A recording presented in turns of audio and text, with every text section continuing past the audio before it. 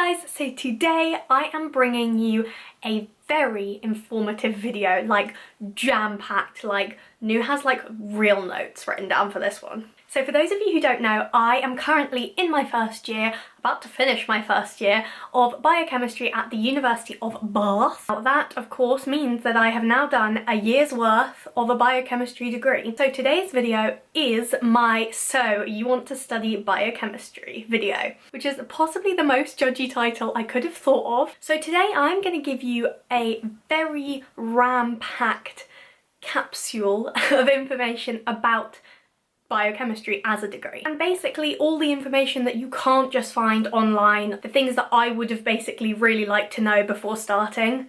Here you go. If you're just feeling nosy and you're not here for any particular reason, then hi, welcome, feel free to stay and watch. If you are looking to do any kind of biological science degree, this video is probably useful for you. I have a lot of module overlap with people doing biomedical science, normal biology, cell and molecular biology. There is a lot of overlap, so this video could definitely still help you out. And if you are looking to do something completely different, I'm nosy too. So before we start, just a really quick disclaimer. Obviously, I am studying it at Bath.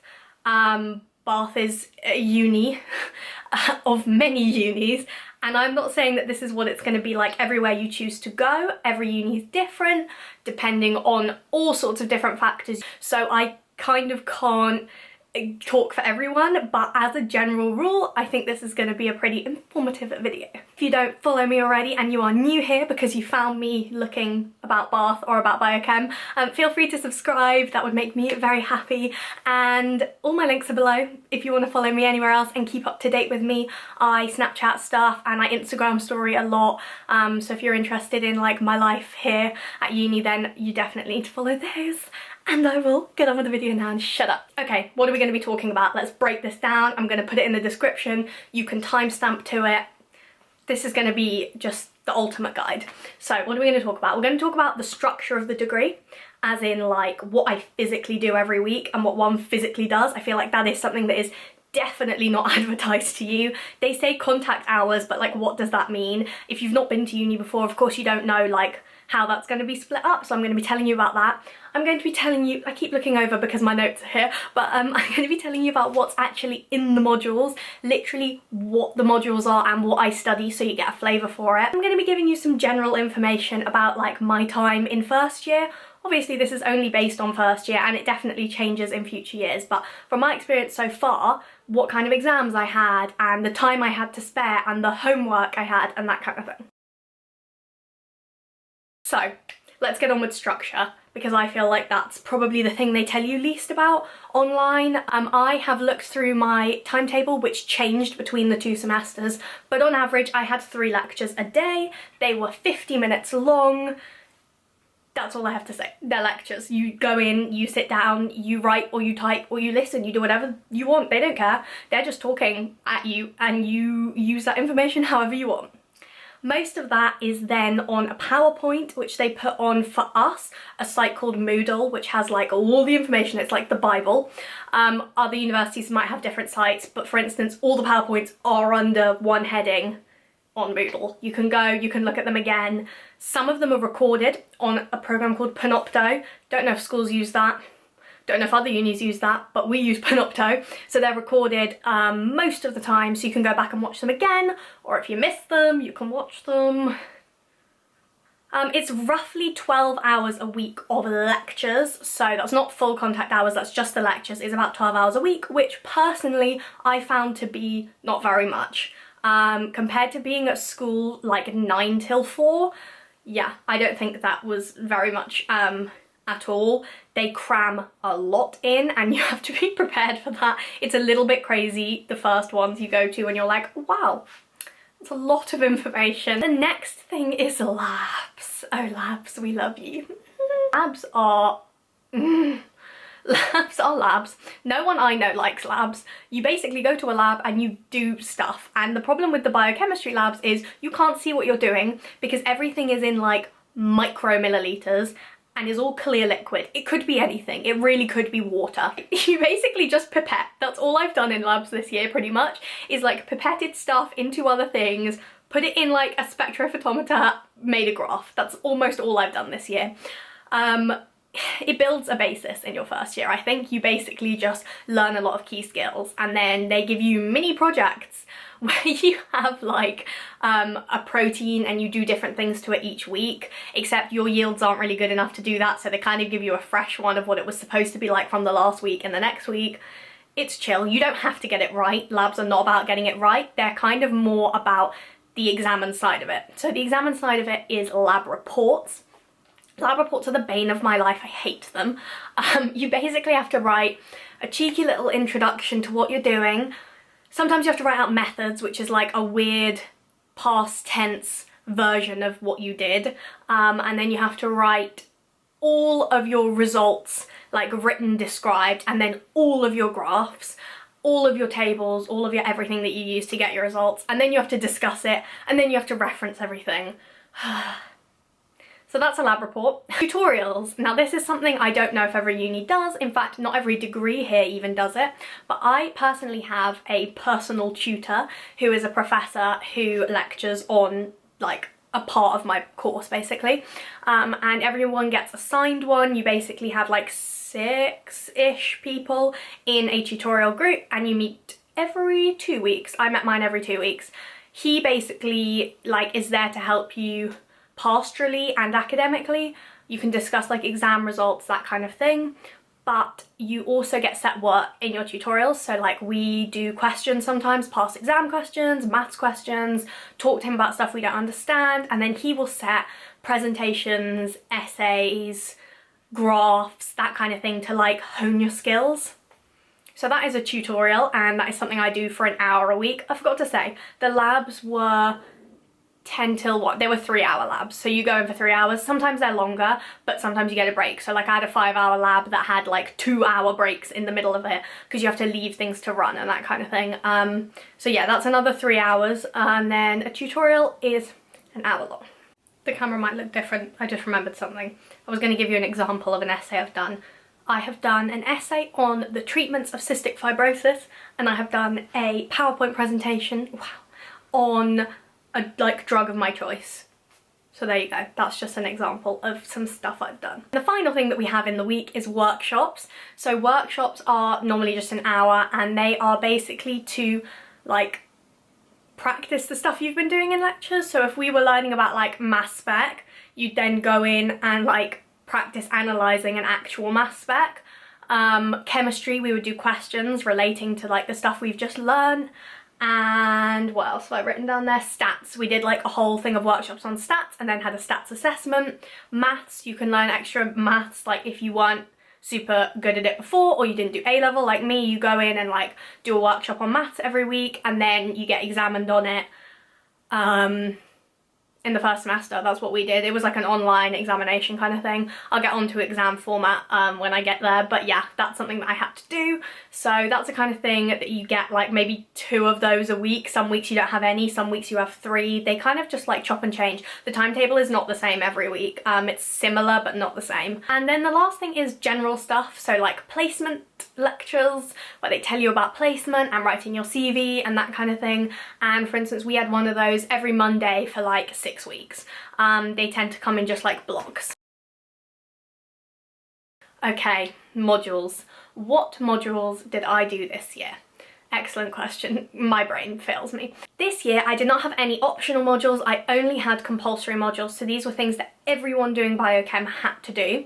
I am pretty sure these are on the Bath website. If you really dig deep, you can definitely find them.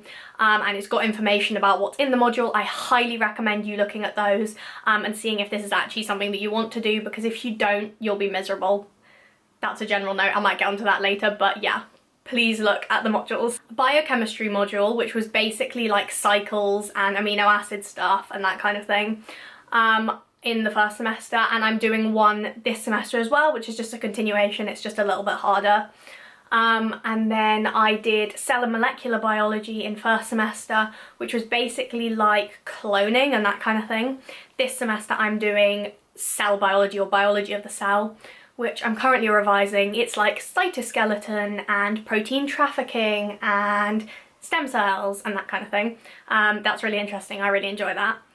And then I have, what else? I had a genetics module, which was like molecular genetics and transmission genetics and population genetics last semester. And this semester I had protein purification, which was like techniques to purify and characterize proteins. Whew. I had the exam for that last week, thank God that's over. I did organic chemistry last semester, so lots of mechanisms. And this semester I'm doing physical and the other one, what is it called? Inorganic, that's the one, well done me. And that is basically kinetics, thermodynamics, molecular orbital theory and stuff like that. This is the only year I have to do chemistry modules, and then next year there aren't any, it's just like into the other modules, the chemistry. And then like I said, I did stats this semester and I did maths last semester as well. That's kind of all I have to say. If you have any specific questions, I'd be very happy to answer those, but I feel like that's all I can say about them for now, because you can definitely go and look those up. So some general information, how much time do I have spare? I would say that I definitely could have done more out of lecture work this year. I barely did any at all. Then didn't have that much to do. I had the occasional essay, I had a lab report about once a week or a part of a lab report once a week. I didn't have a huge amount of extra work to do, so that kind of ties into like homework.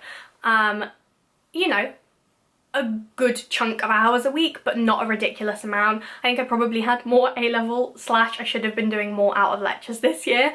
I definitely had time to spare. I managed to do a lot of the musical society and not loads of cheerleading, but I still managed to do that as well as doing this to the best of my ability. I will get better at that next year, at managing that bit of my time. But yeah, I fit everything in, and I'm quite a busy person, so I really don't think that you need to completely get rid of like social life and hobbies doing a degree like this. Okay, so on to exams and how it is basically examined. Again, every degree is different and every uni is different. What I had to do was almost entirely exam based, so nearly every module I did was just one exam, that was it, especially in first semester.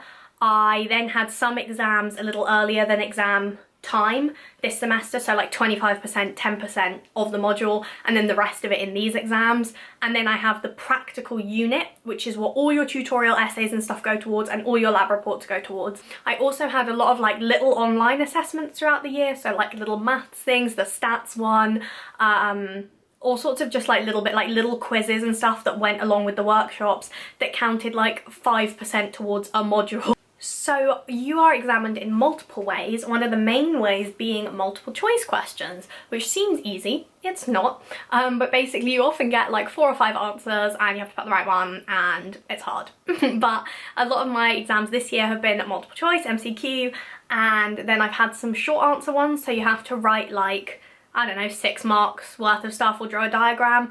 One of my questions was 20 marks and you had to like draw and write loads of stuff out, and I was like, no thanks. It is a big old mix of stuff, like the online stuff, the MCQ and the written answer things. And then you've got like 1.5 sides of writing kind of questions where they like ask you to describe a thing or like what it's used for. There's a big old mix. So overall, as a degree, I have really enjoyed the actual content. I find it a little bit tedious sometimes coming back and like doing the work. I enjoy physically learning about it, but then like doing the lab stuff is a little bit much. That's because I'm interested in the science but don't want to work in it. So I don't want to go into a lab and like have to do all those things, so I find that a bit boring. But I really like learning about like extracellular matrix because I think that's really interesting. That's like geeky, but like I do really enjoy that, and that's why I'm here, not necessarily to end up in a lab. So I would definitely say to do your research before starting. I know a lot of people who have not enjoyed it and did not know what they were signing themselves up for. I think you need to be aiming to go to a uni that you will be comfortable at. I think that there is definitely an expectation of knowledge when you arrive. If your uni has asked for like A's and A stars at A level, they're going to expect you to really know your stuff before you get here. Don't like really push yourself at A level to the point where you do really well but you then end up at a uni that maybe you're not comfortable at. That's advice I would give. That's not from personal experience. I've really enjoyed it here and I've loved the like pressure of everyone around me being so clever. Like, it pushes me, which is great. But I just, as a general note, I would definitely say that the degree is a lot.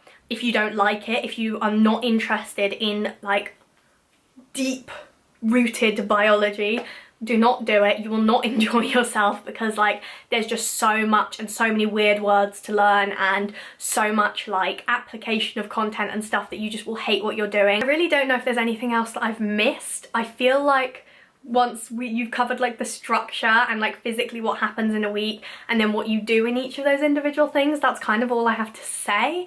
Other than please do ask any questions you have. I want this video and the comment section to be like a total like Bible where you can go if you would like to know more about the subject, basically. If you have any friends who are looking to do a biological science related degree, send them here, send them my way. So yeah, that's kind of all I have to say, other than wish me luck in my exams, because I have exams. And yeah, thank you so much for watching. I really hope that you enjoyed this, whether it was useful to you or you were just being nosy, and I'll see you in my next video. Bye!